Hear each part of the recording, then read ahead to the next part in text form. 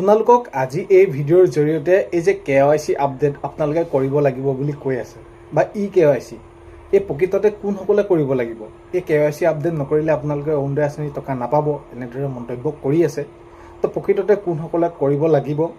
বা কেতিয়া কৰিব লাগিব আপোনালোকে কৰিবই লাগিব নি যিসকলে ৯০০০ টকা পাইছিলে এতিয়া অৰুণোদয় আঁচনি অহা মাহত আপোনালোকক দিব নিদিব আৰু এই যি নতুন প্ৰপত্ৰ এই নতুন প্ৰপত্ৰ কেতিয়ালৈ দিব বিধানসভা বাজেট অধিৱেশন চলি আছে তো এই যি প্ৰসংগসমূহ আটাইতকৈ গুৰুত্বপূৰ্ণ ভিডিঅ'টো আপোনালোকে শেষৰলৈকে চাব বুলি আশা কৰিছোঁ so Assamese blogger PK tube চেনেলৰ নতুন এটা ভিডিঅ'লৈ আপোনালোক সকলোকে স্বাগতম জনাইছোঁ আশা কৰিছোঁ নিশ্চয় আপোনালোক সকলো ভালে আছে ভালে থাকক ভালে থকাটো বিচাৰোঁ তো শেষৰলৈকে চাই আপোনালোকৰ মন্তব্য কমেণ্টৰ জৰিয়তে জনাবলৈ নাপাহৰিব যে আপোনালোকৰ KYC হৈ আছে নাই বা আপোনালোকে যদি হৈ আছে আপডেট আকৌ কৰিব লাগিব নেকি এইসমূহ আপোনালোকে কমেণ্টত লিখিবলৈ নাপাহৰিব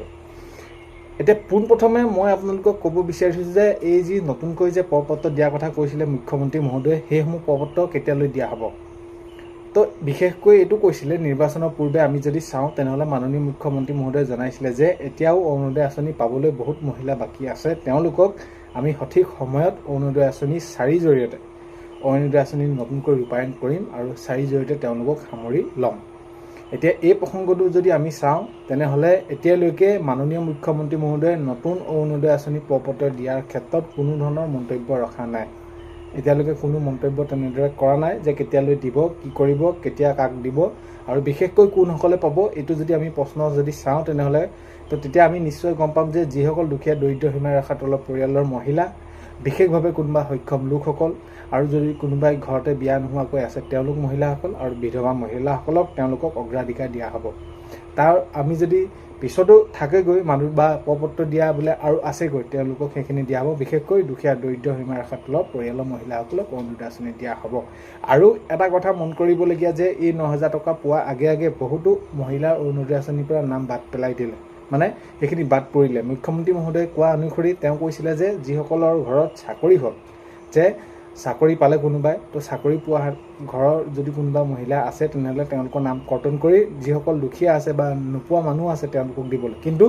কৰাটো তলত কৰিলে কি কাটি যোনে পাবলগীয়া তেওঁৰ পৰা নাম কাটি অন্য মহিলাক দিলে আৰু এই পৰ্যায়টো যদি আমি চাওঁ তেনেহ'লে বহুতে কমেণ্টৰ জৰিয়তে এইটো জনায় যে মই প্ৰথম পৰ্যায়ৰ পৰা অৰুণোদয় আঁচনি পাই আহিছিলোঁ মোৰ নামটো কাটি দিলে তো এতিয়া তেওঁলোকে নতুনকৈ যদি 4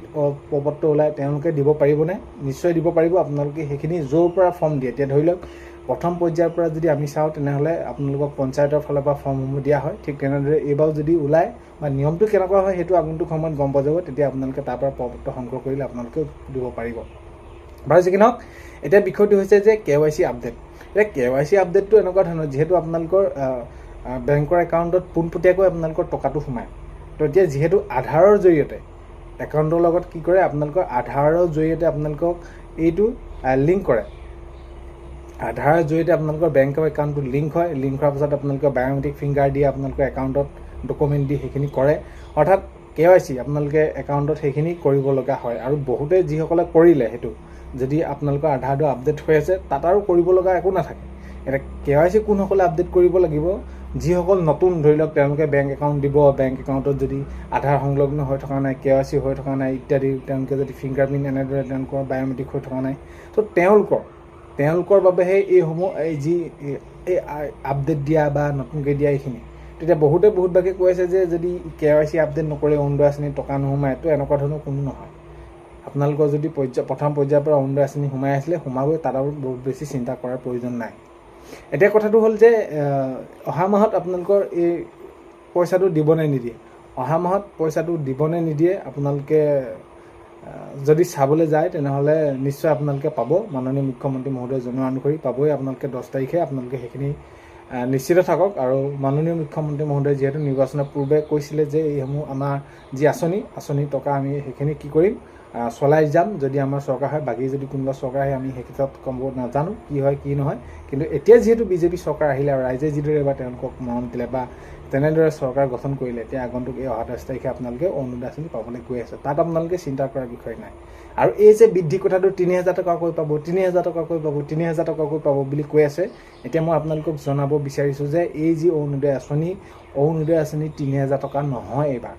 নহয় এইকাৰণে কৈছোঁ মুখ্যমন্ত্ৰী মহোদয়ে জনাইছে যে পৰ্যায়ক্ৰমে 1250 টকাৰ পৰা পৰ্যায়ক্ৰমে আপোনালোকৰ কি হ'ব সেইখিনি বৃদ্ধি হ'ব ধৰি লওক কিবা 1250 টকা হৈছে 1500 কৰিলে বা 1400 কৰিলে সেইটো আগন্তুক সময়ত গম পোৱা যাব কিন্তু কথাটো হ'ল কি এই যে 3000 একেলগে আপোনালোকৰ বৃদ্ধি নকৰে তো সেইটো আপোনালোকে মনত ৰাখিব বাকী আপোনালোকৰ বহুত বেছি ক'ব লগা একো নাই আপোনালোকে সঠিক সকলোখিনি কথা গমেই পায় নিৰ্দিষ্টকৈ আপোনালোকে জানেই সকলো তো ভিডিঅ'টো শেষলৈকে চোৱাৰ বাবে বহুতে বেছি ধন্যবাদ আৰু এইখিনিতে আপোনালোকক এটা অনুৰোধ কৰিম নতুনকৈ যদি চেনেলটোলৈ আহিছে আপোনালোক চেনেলটো ছাবস্ক্ৰাইব কৰাৰ লগতে কাষতে থকা বেল আইকনটো প্ৰেছ কৰি অল কৰি থ'ব যাতে নতুন এটা ভিডিঅ' দিয়াৰ লগে লগে আপোনালোকে আগতীয়াকৈ চাবলৈ পায় আজিলৈ মানে অন্য এটা ভিডিঅ' এটা লগ পোৱাৰ আশাৰে বাই